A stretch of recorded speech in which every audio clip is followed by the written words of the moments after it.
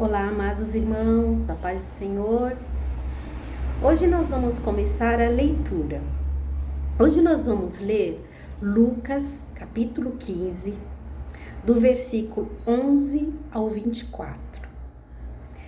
Nesse texto, nós temos aqui, numa certa ocasião, Jesus estava pregando para algumas pessoas, né? E os fariseus estavam a criticar que Jesus estava conversando e comendo com pecadores. Aí Jesus, nessa situação, resolveu contar 3 parábolas. Uma delas é a da ovelha perdida, outra é da mulher das 10 dracmas e a terceira do filho pródigo. E é essa que nós vamos ler hoje. Que vamos ler a partir do 11, que começa assim. Para explicar ainda melhor esse assunto, contou-lhes a seguinte parábola. Um homem tinha 2 filhos. Quando o mais jovem disse ao pai: Pai, eu quero agora a minha parte da herança, o pai concordou em dividir a fortuna entre os filhos. Poucos dias depois, esse filho mais jovem juntou toda a sua parte, viajou para uma terra distante e ali gastou todo o dinheiro de maneira irresponsável. Quando o dinheiro dele acabou, uma grande fome espalhou-se sobre a terra e ele começou a passar necessidade. Foi então a um fazendeiro local para pedir trabalho na fazenda. Este a mandou para seu campo para cuidar dos porcos. O jovem andava com tanta fome que desejava encher seu estômago com as vagas que os porcos comiam, mas ninguém lhe dava nada. Quando ele finalmente voltou ao seu juízo, disse consigo mesma: Lá em casa, até os empregados do meu pai têm comida de sobra, e aqui estou eu, morrendo de fome. Eu vou para casa junto do meu pai e lhe direi: Pai, eu pequei contra o céu e contra o Senhor, e já não mereço ser chamado seu filho. Por favor, trate-me como um dos seus empregados. Então ele levantou-se e voltou para casa, para junto do seu pai. E quando ainda estava longe, seu pai o viu, e seu coração se encheu de compaixão, e ele correu em direção ao seu filho, o abraçou e o beijou. E o filho disse: Pai, eu pequei contra o céu e contra o Senhor, não mereço ser chamado seu filho. Mas o pai disse aos seus servos: Depressa, tragam a melhor roupa da casa para vestir nele, coloquem um anel no seu dedo e sandálias em seus pés. Matem um novilho gordo, precisamos fazer uma festa e alegrar-nos. Porque este meu filho estava morto e voltou à vida. Então estava perdido e foi achado. E começaram a festa. Amém? Vamos orar? Senhor Deus amado, glorioso e tão bondoso, eu te agradeço, ó Pai amado, por tudo que o Senhor tem feito em nossas vidas e por tudo que o Senhor ainda há de fazer. Senhor Deus, eu peço que o Senhor continue sempre conosco, nos orientando e nos dando o seu cuidado e o seu amor, Senhor. Senhor, eu te peço também que nesse momento leiamos a Tua palavra e possamos ter a sabedoria de compreendê-la, Senhor. Eu te agradeço em nome de seu Filho amado. Amém. Amém? Então aqui nós temos uma parábola, né, que Jesus contou. E essa parábola nos ensina algumas coisas. Primeiro vamos falar aqui um pouco sobre ela. Aqui vemos um filho indo viver longe da presença do seu pai e da sua família e não deu certo.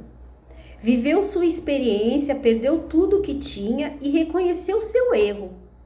E quando ele reconheceu o seu erro, voltou para casa e pediu perdão ao seu pai. Com isso, aprendemos aqui que é a mesma coisa. Assim como o filho, ele viveu longe do seu pai.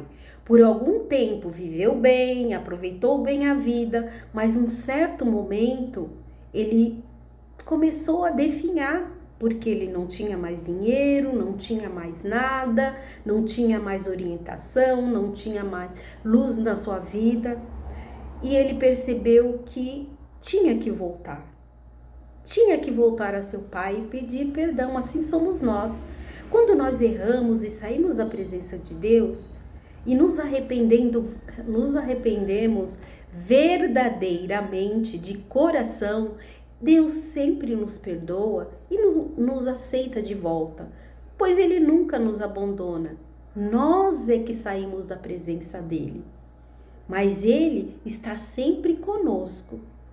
E quando nós desejamos essa presença na nossa vida, as coisas ficam mais fáceis, ficam mais claras. Nós temos a luz, temos a sabedoria de Deus na nossa vida. Aí temos aqui uma outra lição, né? Que às vezes as decisões erradas que tomamos têm consequências, né? E a outra lição é que quando reconhecemos o nosso erro, Deus sempre nos perdoa. Ele está sempre pronto para nos receber com festa, com alegria. Aí aqui me fez me lembrar de um exemplo que eu ouvi em algum lugar, eu não lembro, que era um exemplo de um roseiral.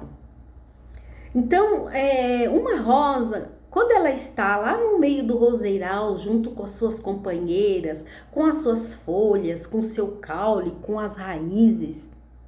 Não sei se alguém aqui já teve uma oportunidade de ver um roseiral, assim, um final de tarde, né? Então vocês percebem o vento soprando nas rosas e elas balançando de um lado para o outro, parecendo que estão dançando de felicidade.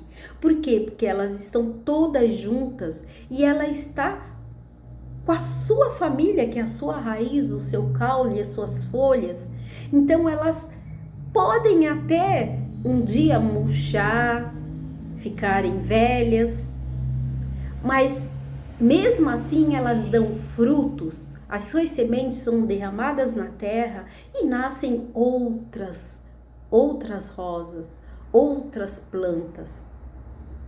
Então ela derrama suas sementes, então ela não acaba ali, ela só tem um recomeço de vida. Já se a gente pegar uma rosa daquela e levarmos para a nossa casa, colocarmos lá num vaso para enfeitar a nossa sala, algum ambiente da nossa casa, ela vai ficar bonita por algum tempo, mas vai chegar uma hora que ela vai murchando, se escurecendo, perdendo a cor, até que caem todas as suas folhas e ela morre. Nesse momento, ela não deixou frutos, ela não deixou a sua hereditariedade ali. Então, ela viveu bem por um tempo longe da presença da sua família, mas em certo momento ela não conseguiu sobreviver. E é a mesma coisa nós. Nós, longe da presença de Deus, a gente não consegue sobreviver. Não é assim a sobrevivência física de morrer, não é isso, mas a gente morre internamente, morre espiritualmente, porque nosso espírito fica triste, fica sem direção. E nós, consequentemente, nós ficamos tristes, né? Muitas pessoas até caem em depressão. Por quê? Porque não tem uma direção, não tem uma luz na sua vida. Aí cai nessa cova, né, que é nesse buraco que é a depressão. Por quê? Falta o quê? A presença de Deus na vida dela. Quando nós retornamos para a vida, para a presença de Deus, o nosso viço é restaurado, a gente se renova, se torna uma pessoa feliz. Igual as rosas, quando nós estamos juntos com nossos irmãos, estamos congregando, é tudo tão assim feliz, gostoso, natural, nada ali é forçado, porque a gente está num ambiente que é propício para nós, propício para o nosso espírito, porque está todo mundo ali na mesma situação, orando, né? Na presença realmente de Deus. Então isso é muito importante para a nossa vida, porque o ser humano, ele não foi feito para viver só, não foi feito para viver solitariamente, não é?